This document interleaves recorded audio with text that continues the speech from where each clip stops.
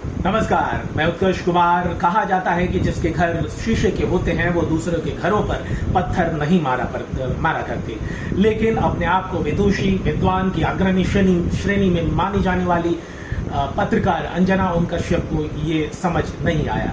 इसी कड़ी में श्वेता सिंह जैसी अन्य पत्रकार भी हैं और चौधरी जैसे बड़े नाम भी इस फेहरिस्त में शामिल हैं।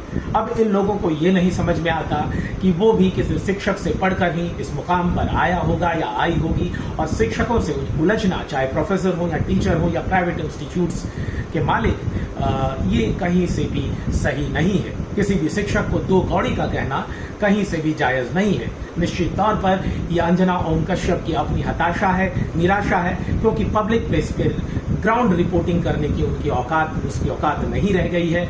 और आपको पता होगा कि इतने बड़े बड़े और विदुषी पत्रकार हमारे टीवी मीडिया जगत में है, अखबारों में तो बेहतर कुछ मिल जाते हैं, जिन्होंने कि 2000 की नोट में चिप भी बताया था, कई जो है पड़ोसी मुल्क को जीतने की भी बात कह चुके थे।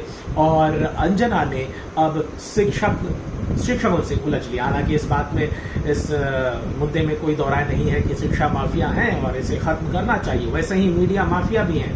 ये सारे पत्रकार दलाल हैं। जिस तरह से शिक्षा जगत में दलाल हैं, उसी तरह से मीडिया जगत के ये कुछ दलाल हैं। अंजना ओम कश्यप की तो दाद देनी होगी कि जिसने अपने लाइव बुलेटिन में अंजना और मोदी तक खुद को कह दिया।